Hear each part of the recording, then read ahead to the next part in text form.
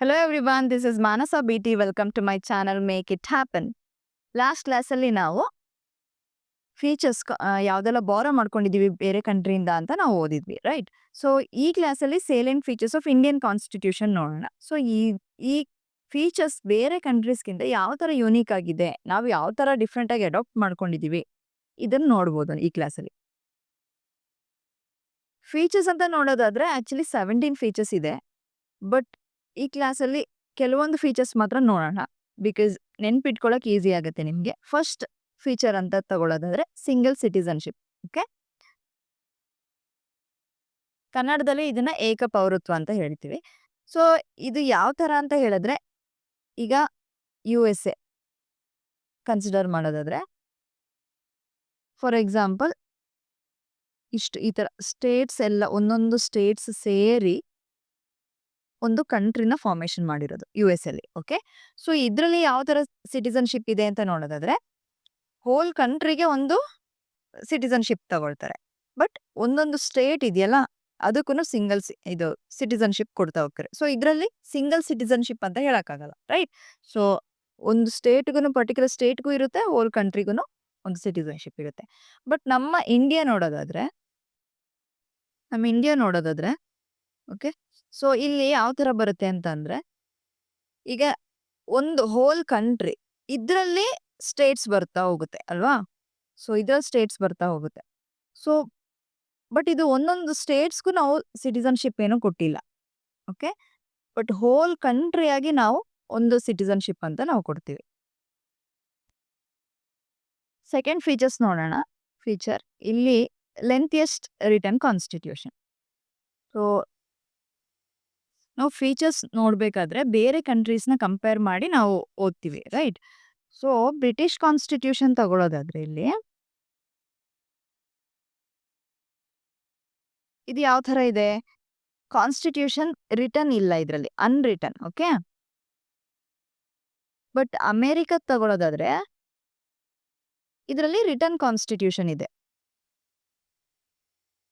But ಇಂಡಿಯಾಕ್ಕೆ ಮತ್ತೆ ಅಮೆರಿಕಕ್ಕೆ compare ಮಾಡಿದ್ರೆ, ಅಥವಾ ಹೋಲ್ ವರ್ಲ್ಡ್ಗೆ ಕಂಪೇರ್ ಮಾಡಿದಾಗ್ಲೇನೆ ನಮ್ಮ ಕಂಟ್ರಿದು ಲೆಂಥಿಯೆಸ್ಟ್ ರಿಟರ್ನ್ ಕಾನ್ಸ್ಟಿಟ್ಯೂಷನ್ ಆಗಿದೆ. ಓಕೆ, ಸೊ ಯಾಕೆ ಈ ತರ ಲೆಂಥಿಯೆಸ್ಟ್ ಇದೆ ನಮ್ಮ ಕಂಟ್ರಿಲಿ ಅಂತ ನಾವು ಆಕ್ಚುಲಿ ಫೀಚರ್ಸ್ ಯಾವ್ದೆಲ್ಲ ಕಾಂಟ್ರಿಬ್ಯೂಟ್ ಮಾಡಿದೆ ಅಂತ ನೋಡೋಣ. ಸೊ ಫಸ್ಟ್ ಫೀಚರ್ ಅಂತ ಹೇಳಿದ್ರೆ geographical factor. Okay, geographical factor ಇದು ಹೇಗೆ, ಕಂಟ್ರಿ ಡೈವರ್ಸಿಟಿ ಜಾಸ್ತಿ ಇದೆ ಅಲ್ವಾ? ಸೊ ಆಗ ಜಿಯೋಗ್ರಫಿಕಲ್ ಫ್ಯಾಕ್ಟರ್ ಇನ್ಫ್ಲೂಯೆನ್ಸ್ ಮಾಡ್ತಾ ಇದೆ. ನೆಕ್ಸ್ಟ್ ಹಿಸ್ಟಾರಿಕಲ್ ಫ್ಯಾಕ್ಟರ್ ಇದೆ. ಹಿಸ್ಟಾರಿಕಲ್ ಫ್ಯಾಕ್ಟರ್ ಅಂತ ಹೇಳಿದ್ರೆ, ನಾವು 1935 ಅಲ್ಲಿ actually Indian government of India act ಇತ್ತಲ್ವಾ, ಗವರ್ಮೆಂಟ್ ಆಫ್ ಇಂಡಿಯಾ ಆಕ್ಟ್, ಇದರಿಂದ ನಾವು ಇನ್ಫ್ಲೂಯೆನ್ಸ್ ಆಗಿ ನಾವು ಕಾನ್ಸ್ಟಿಟ್ಯೂಷನ್ ಫ್ರೇಮ್ ಮಾಡಿದೀವಿ. ಸೊ ಇದರಿಂದ ತುಂಬಾ ಫೀಚರ್ಸ್ನ ನಾವು ಬಾರೋ ಮಾಡ್ಕೊಂಡಿದೀವಿ. ಸೊ ಈ ಫ್ಯಾಕ್ಟರ್ ಇನ್ಫ್ಲೂಯೆನ್ಸ್ ಆಗುತ್ತೆ. ಮತ್ತೆ ನಮ್ಮ ಕಂಟ್ರಿಯಲ್ಲಿ ಸಿಂಗಲ್ ಕಾನ್ಸ್ಟಿಟ್ಯೂಷನ್ ಇದೆ. ಓಕೆ, ಸಿಂಗಲ್ ಕಾನ್ಸ್ಟಿಟ್ಯೂಷನ್ ಹೋಲ್ ಕಂಟ್ರಿಗೆ ಮತ್ತೆ ಸ್ಟೇಟ್ಗೆ. ಓಕೆ, ಸೆಂಟರ್ ಮತ್ತೆ ಸ್ಟೇಟ್ ಅಂತ ತಗೊಳ್ಳೋಣ. ಸೆಂಟರ್ ಮತ್ತೆ ಸ್ಟೇಟ್ಗೆ ಒಂದೇ. ಅಂಡ್ ಲಾಸ್ಟ್ ಒನ್ ಏನು ಅಂತ ಹೇಳಿದ್ರೆ, ಈ ಕಾನ್ಸ್ಟಿಟ್ಯೂಯೆಂಟ್ ಅಸೆಂಬ್ಲಿ ಇರುತ್ತಲ್ಲ, ಕಾನ್ಸ್ಟಿಟ್ಯೂಯೆಂಟ್ ಅಸೆಂಬ್ಲಿಯಲ್ಲಿ ಆಕ್ಚುಲಿ ಲೀಗಲ್ ಇಲ್ಯುಮಿನರೀಸ್ ಜಾಸ್ತಿ ಇರ್ತಾರೆ, ಅಂದ್ರೆ ಲೀಗಲ್ ನಾಲೆಡ್ಜ್ ಇರೋರು ಜಾಸ್ತಿ ಇರ್ತಾರೆ. ಓಕೆ, ಸೊ ಹಾಗಾಗಿ ಜಾಸ್ತಿ ಕಾನ್ಸೆಪ್ಟ್ನ ಇವರು ಆ್ಯಡ್ ಮಾಡಿದ್ದಾರೆ, ಅಂದ್ರೆ ಸ್ಪೆಸಿಫಿಕ್ ಕಾನ್ಸೆಪ್ಟ್ಸ್ನ ಮತ್ತೆ ಪ್ರಿಸೈಸ್ ಆಗಿರ್ಬೇಕು ಅಂತ ಹೇಳಿ ಆ್ಯಡ್ ಮಾಡ್ಕೊಂಡು ಹೋಗಿದ್ದಾರೆ. ನೆಕ್ಸ್ಟ್ ಥರ್ಡ್ ಒನ್ ನೋಡೋದಾದ್ರೆ blend of rigidity and flexibility. So ನಮ್ಮ ಕಾನ್ಸ್ಟಿಟ್ಯೂಷನ್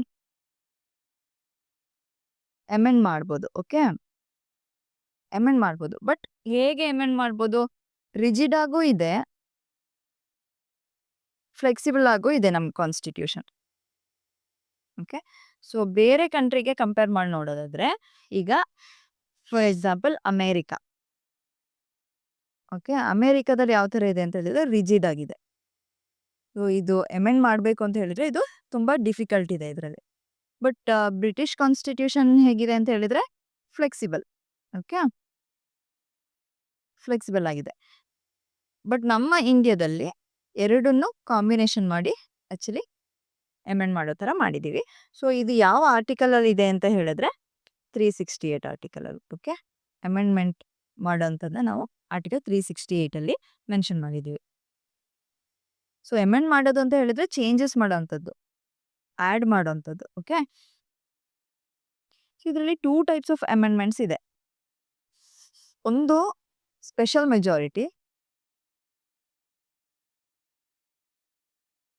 ಇನ್ನೊಂದು ನೋಡೋದಾದ್ರೆ simple majority. Okay, so special ಮೆಜಾರಿಟಿಯಲ್ಲಿ 2 ಥರ.